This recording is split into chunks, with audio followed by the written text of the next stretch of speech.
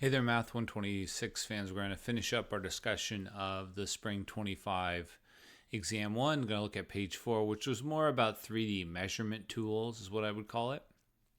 First, we had a problem about arc length. So remember, for these ones, ultimately you're going to set up an integral. This was just asking you to set up. You're going to have, we'll make a few notes here, something squared plus something squared plus something squared. Those will be those derivatives of each component. So the real, challenge of the question was to parameterize. Now, this is on quite a few old exams. You had to parameterize in the homework. This is similar here. You had to parameterize then again later. So this is where I'm pulling these from. That's what I'm trying to do here. Again, I don't want this is not intended to be negative. I'm just kind of saying those are good problems to look at. You sort of can to think about how did I feel doing those problems. But ultimately you see there's a circle here. So the nicest parameterization when you see a circle or some sort of circular motion is to pick x equals the circular motion parameterization. Is that the only answer? No. So I will maybe next to it suggest an alternative solution, just in case anyone did it this way. Now the problem with the alternative solution is y could be plus or minus if you solve for it. But both of these are viable ways to parameterize this. The one on the left is better. Okay, so then we have z is equal to 3x. So you would say z is equal to 3x, which makes it 6 cosine of t. And if you were doing this one, it's going to be plus or minus 6. And there's actually two different parameterizations there. Okay, so now let's think about the next step. Again, if you're using this one, the moment you chose, I talked about this a lot in class, but the moment we chose to do a circular parameterization, we know that it completes a loop if you go from 0 to 2 pi. So if you use this one, those are going to be your bounds. If you use this one, you'd have to think about what's the biggest and smallest x can be on that circle. And I think it's negative 2 to 2. You also would have to split up the plus or minus. I'll show you some visuals of that in a second if you're still struggling with this idea. But the key was you had to take the derivatives. So this became negative 2 sine of t. That's the derivative of the first component. 2 cosine of t, and negative 6 sine of t. If you're someone that did it this way, you had much messier derivatives. So you would have had to find the derivative of this, put it in there, derivative of this, put it in there, and you also would have had to split it up into two and add them together and have different bounds. It's less desirable. So you can just leave it like that. I believe in my solutions, I recognize that this was just going to be 4. And so I wrote 4 plus 36 sine squared of t dt. Okay, some quick visuals on that 'cause it's kind of interesting. So if you, let me show you this. If you wanted to study this intersection, I've got something moving around there, but this and this, you can see it's some sort of ellipse type loop. Viewed from above, it looks like a circle. So here's the parameterization I just gave. It's this curve. Let's get rid of the cylinder. And that's that. So if I run that parameterization from 0 to 2 pi, it goes around once. That's what I wanted. So that integral will compute that length. So I think it's pretty cool how fast actually we can set that up. You'd want some sort of a symbolic integrator to give the value, but if you wanted the length, it doesn't take very long. If you use the other parameterization, let me show that one to you. So I'm going to get rid of this for a second. So if you do it with the minus square root, you get this.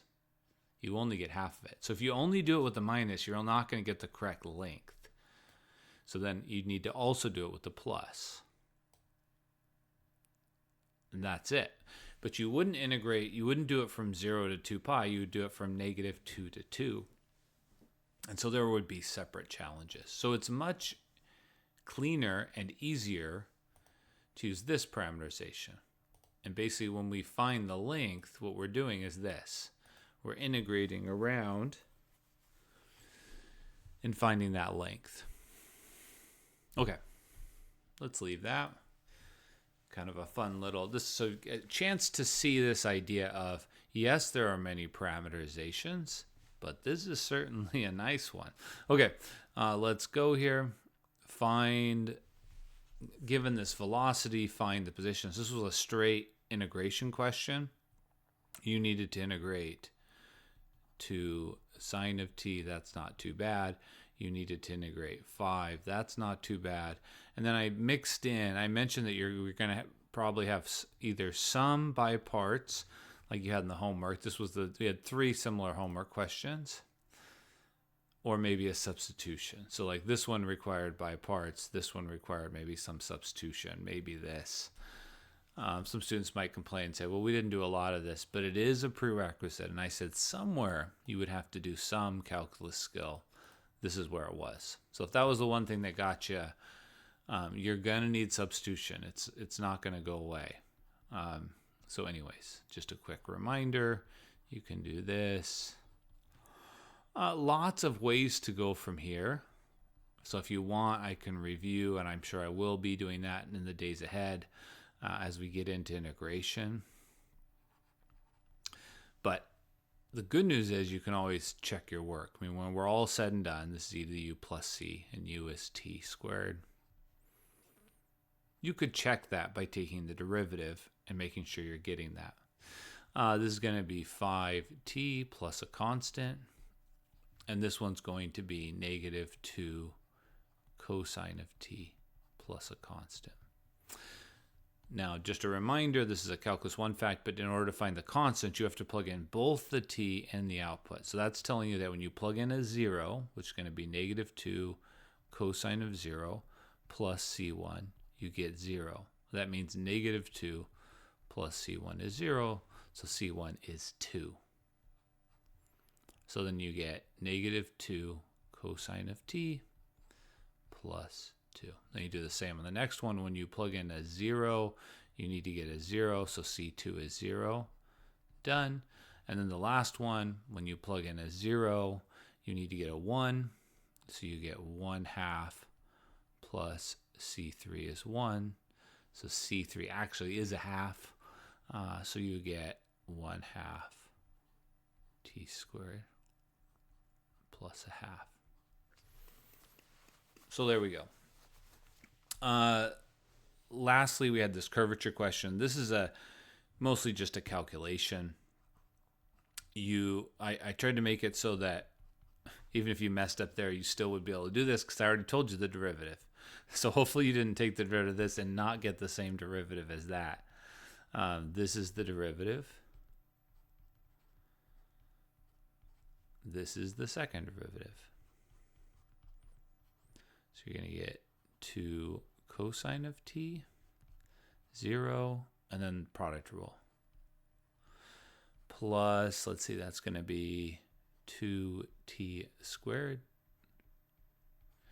And this is my hint was now is when you want to plug in 0. Because what we're trying to compute is r prime of 0 cross r double prime of 0 over r prime of 0 cubed.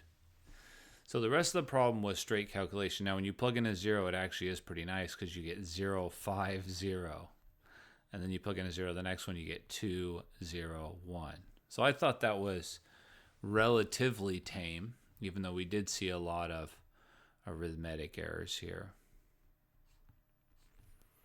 Remember, cross products are a thing you can completely check and make sure it's right. So if you missed the cross product step, build that into your routine. So this is 5 minus 0. This is 0 minus 0. This is 0 minus 0. No. 0 minus 10. I'm glad that I looked over at my solutions. I would have caught that in the next step. What do I mean I would have caught that in the next step? The dot product of this and this has to be 0. So if I had made a mistake there, I would have seen it immediately, because it needs to be 2 times 5 is 10, and negative 10 times 1 is negative 10. They cancel. Perfect. Dot product, that's also 0. Great. So the numerator is the magnitude of that. So it's the square root of 5 squared plus 10 squared. The denominator is, now the magnitude of the first one is just 5. So it's 5 cubed.